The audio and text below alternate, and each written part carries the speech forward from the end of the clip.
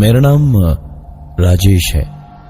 Hotel के room service department को देखता हूं। यहां पर हर रात रूम नंबर 113 से फोन आता है और एक आदमी ऑर्डर देता है, रूम नंबर 113 में एक कप चाय दे जाना। लेकिन पिछले 3 महीने से 113 में कोई आया ही नहीं है। मतलब किसी भी गेस्ट ने चेक इन ही नहीं किया है।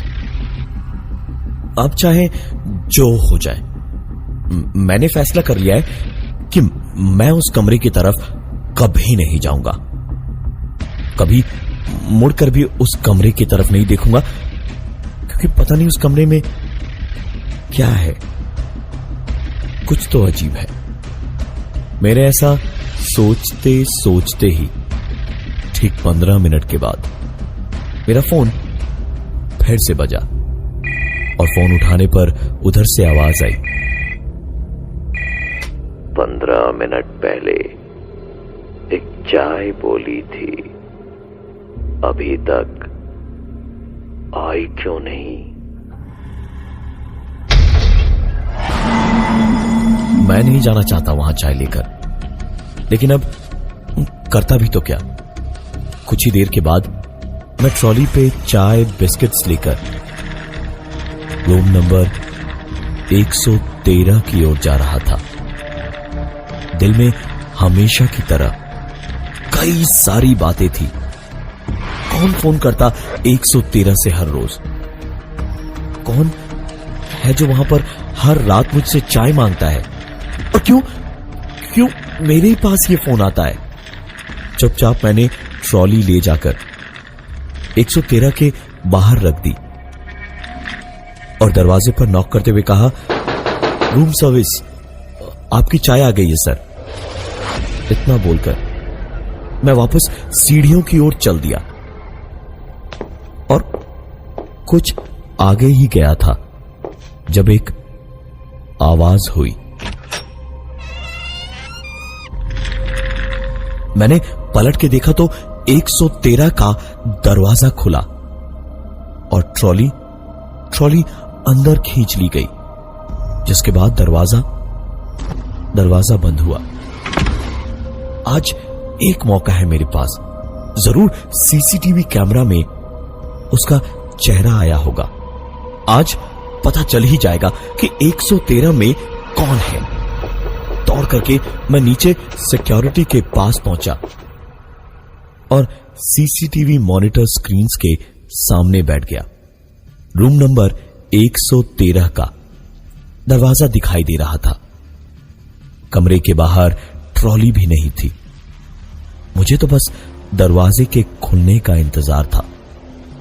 मैं शायद एक पल को पानी पीने के लिए पलटा ही था और पानी की बोतल लेकर जैसे ही वापस पलटा, फुटेज में देखा कि दरवाजा बंद हो रहा था और ट्रॉली बाहर रखी थी।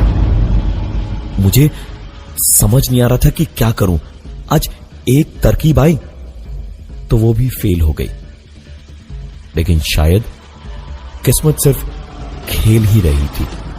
जब मैं हताश होकर वहां से उठने वाला था, तभी एक अनजान इंसान मुझे 113 की ओर जाता हुआ दिखाई दिया।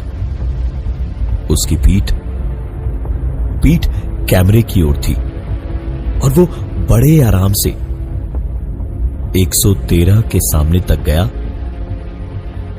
और ट्रॉली को सरकाता हुआ वहां से चला गया। मैंने सिक्योरिटी के अविनाश को साथ लिया और सीसीटीवी मॉनिटरिंग रूम से बाहर दौड़ता हुआ सीढ़ियों से भागता हुआ ऊपर गया और 113 के सामने तक जाने की मुझे कोई जरूरत ही नहीं पड़ी, क्योंकि ट्रॉली फ्लोर पे सीढ़ियों के पास ही रखी हुई थी।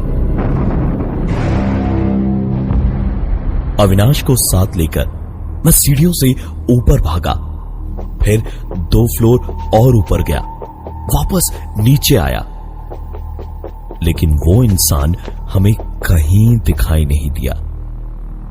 और साथ ही जो ट्रॉली सीढ़ियों के पास रखी हुई थी वो अब वहां थी ही नहीं।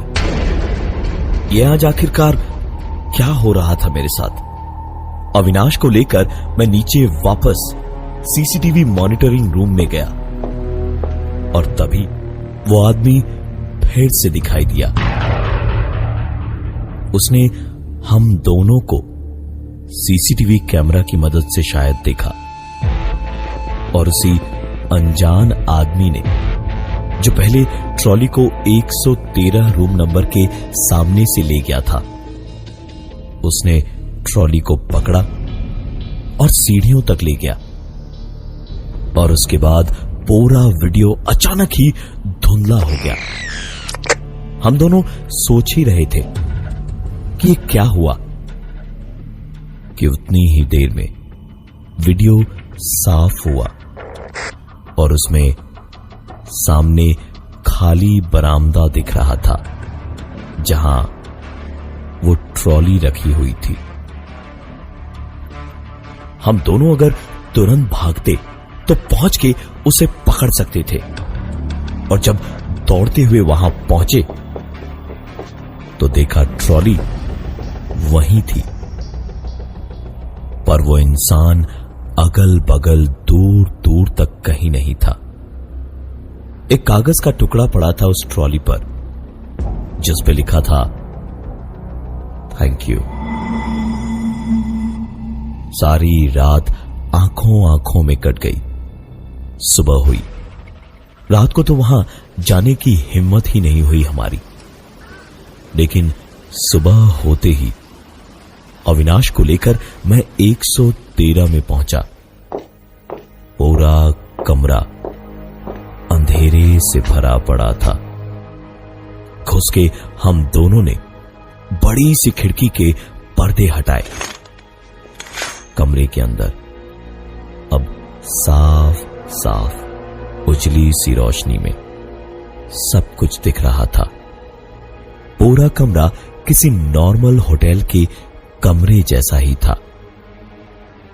हम दोनों पर्दों को हटाने के बाद वापस कमरे की ओर पलट के कमरे को देख ही रहे थे जब पर्दों के हिलने की आवाज हुई और कमरे में हल्का अंधेरा हो गया। हम दोनों एक साथ पलटे। पर्दे रुके हुए थे लेकिन थोड़ा बहुत हिल रहे थे, जैसे अभी अभी किसी ने खींचा हो उन्हें। हम दोनों ने ही पर्दे के पास जाकर पर्दों को खींचकर वापस खोल दिया और कमरे की ओर पलट के कुछ कदम आगे चले ही थे जब पर्दे खींचे, वो भी अपने आप, और एक बार फिर से कमरे में अंधेरा हो गया। मैं गुस्से में पलट के वापस पर्दे खोलने जाने ही वाला था जब अविनाश ने मुझे रोका और कहा, रहने दो, जो भी इस कमरे में है हमें लगता है कि उसे अंधेरा बहुत पसंद है।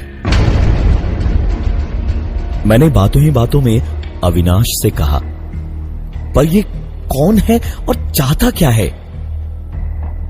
अविनाश इधर उधर कमरे को देखता हुआ बोला, जरूर कोई तो कहानी है ही, पता चल जानी चाहिए। अविनाश और मैं बात कर ही रहे थे जब उस कमरे का इंटरकॉम बजा। मैंने फोन उठाया तो उधर से उसी आवाज ने कहा, 113 में एक चाय और सैंडविच दे जाओ। किसको देता, कौन खाता? मैं तो उसी रूम में था, इसलिए मैंने वही कहा, मैं तो यही हूं और यहां तो कोई नहीं है। किसके लिए मंगवा रहे हैं आप? और आप हैं कौन? मेरी बात बड़े आराम से सुन के उस आवाज ने एक बार फिर से, लेकिन इस बार थोड़े गुस्से में कहा, जितना कहा जाए उतना करो, जल्दी लेकर आओ एक चाय और सैंडविच। अविनाश ने उसी वक्त कहा, क्या हुआ, फिर चाय मंगवा रहा है? ले आ, वरना कहीं कुछ दिक्कत ना हो जाए। मैंने भी सोचा कि बात तो सही है, जल्दी से जाके मैं चाय ले आया। अविनाश वहीं कमरे में मेरा इंतजार करता रहा। मैंने टेबल के ऊपर में चाय रखी ही थी कि मैं चिल्लाया, भाग अविनाश, भाग यहां से। और इतना बोलते के साथ ही मैं वहां से भागकर बाहर निकला। लेकिन कमरे से बाहर निकलते ही मैंने देखा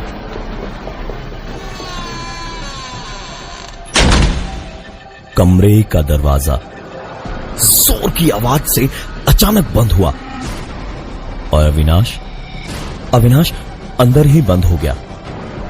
दरवाजे को खोलने की मेरी सारी कोशिश जब नाकाम हो गई तो मैं वहां से वापस नीचे सिक्योरिटी वाले रूम में भागा मदद के लिए।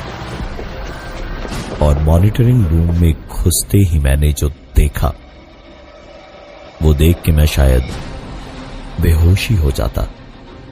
अविनाश वहीं सामने बैठा था। उसे देखते ही मैंने चिल्लाया, तू यहां कैसे आया? तू तो अभी मेरे साथ 113 नंबर रूम में था, तू तो वहां बंद हो गया था। अविनाश ऐसे चौंका ये सुनकर जैसे पता नहीं मैंने क्या बोल दिया उसे। और उसने मुझसे कहा, क्या बकवास कर रहा है तू? पी ली है क्या तूने सुबह सुबह? मैंने तो 5 मिनट पहले ही अभी शिफ्ट ज्वाइन की है। यकीन ना आए तो कब मैंने कार्ड पंच किया वो भी देख ले। मैं राजेश बिना कुछ बोले तुरंत 113 नंबर रूम में गया और रूम को चेक किया तो अविनाश वहां नहीं था। उसको वहां न पाकर मेरा शक पक्का हो गया था कि हो न हो पक्का ये अविनाश ही था जो मुझे इतने वक्त से परेशान कर रहा था। मैं तुरंत वापस नीचे गया और अविनाश को अपने साथ रूम नंबर 113 तक लाया और उससे कहा, तू यहीं रुक, मैं अभी आया। मैंने दरवाजे को खोलकर जब अंदर झांका तो अंदर से एक आवाज आई, भाई कहां चला गया था तू? मेरी जान निकल जाती अगर यहां से निकलता नहीं तो। अविनाश के अंदर होने से मैं जितना चौंका उतना ही मैं वापस पीछे पलट के भी चौंका, क्योंकि अविनाश जो अब तक मेरे पीछे पीछे था वो मेरे पीछे था ही नहीं। अविनाश को मैंने अंदर कमरे में डरे हुए हाल में देखा तो समझ आया कि वो अविनाश नहीं था जो मुझसे नीचे मिला था। चाय का कप अभी खाली था, सैंडविचेस आधे खाए हुए थे। बुरा हाल था उसका डर के मारे। मेरा खुद का हाल भी घबराहट से भरा हुआ था। मैंने सोच लिया था कि आज चाहे जो हो जाए मैं देख कर रहूंगा कि ये आखिर है कौन जिसने जीना दुश्वार कर रखा था मेरा। मैंने रूम में हर जगह देखा, किसी के वहां होने का कोई सुराग नहीं था। आखिर में सोचा बाथरूम भी देख लूं। बाथरूम में भी कोई नहीं था। और जैसे ही मैं बाथरूम से मुंह धोकर निकला तो सामने अविनाश की शक्ल देखने लायक थी। वो बुरी तरह से डरा हुआ था उसके माथे से पसीना छूट रहा था, हाथ जुड़े हुए थे और मेरी ओर देखते हुए उसने कहा, मुझे मत मारो, इतनी सी बात के लिए बंदूक क्यों दिखा रहे हो? मुझे मत मारो प्लीज, मुझे मत मारो। मैंने गौर से देखा, अविनाश मुझे नहीं, मेरे ठीक बगल में देख रहा था, जहां शायद कोई था। और तभी अपने कानों से एक आवाज ठीक मेरे बगल से सुनी। मेरी आंखों के सामने, जिस कमरे में हम दोनों के अलावा कोई नहीं था, वहां एक गोली कहां से चली और अविनाश तड़प तड़प के खून से लथपथ उस कमरे के बिस्तर पे पड़ा था। मैं बाहर भागा और तुरंत सीधे अपने बॉस के पास पहुंचा और उसे बताने से पहले मैं उसे रूम नंबर 113 तक लाया और आकर देखा, रूम तो बिल्कुल ठीक था। न वहां अविनाश की लाश थी, न कोई चाय का कप और न ही कोई प्लेट। मैंने अपने बॉस को सारी बात शुरू से बताई तो उन्होंने तुरंत मुझे उस रूम से निकाला और नीचे अपने ऑफिस में बिठाया और उसके बाद उन्होंने मुझे बताया कि अविनाश यहां सिक्योरिटी में ही काम करता था। 1 साल पहले एक रात को रूम नंबर 113 में एक गेस्ट को कुछ प्रॉब्लम हुई और वो बाहर निकला तो सामने अविनाश मिला जो राउंड पे था और उस गेस्ट की हेल्प करके जब अविनाश जाने लगा तो उस गेस्ट ने कहा, एक चाय और कुछ सैंडविचेस भिजवा देना। अविनाश सिक्योरिटी में था, इसलिए उसने कहा कि सर मैं सिक्योरिटी में हूं, आप 3 डायल करके रूम सर्विस में ऑर्डर दे दीजिए। वो आदमी गुंडे किस्म का था, उसने गुस्से में कहा, जितना बोले हैं उतना करो, चलो जल्दी भिजवाओ, हम कोई फोन वोन ना करेंगे, अब तो तुम ही लाओगे। अविनाश भी अड़ गया कि वो उनका ये काम करेगा ही नहीं और इतने पे ही उस आदमी ने उसे गोली मार दी। वो आदमी किसी बड़े नेता का गुंडा था, इसलिए बच के निकल गया, लेकिन उस रूम में उस रात के बाद से कोई गेस्ट आज तक दिख ही नहीं पाया। तो जिस अविनाश की बात तुम कर रहे हो वो दरअसल साल भर पहले ही इस दुनिया को छोड़कर जा चुका है और ये शायद अविनाश की भटकती आत्मा ही है जो उस कमरे से कॉल करके हर रात एक कप चाय मंगवाती है। मैं हूं प्रवीण और ये थी आज की एक कहानी ऐसी भी।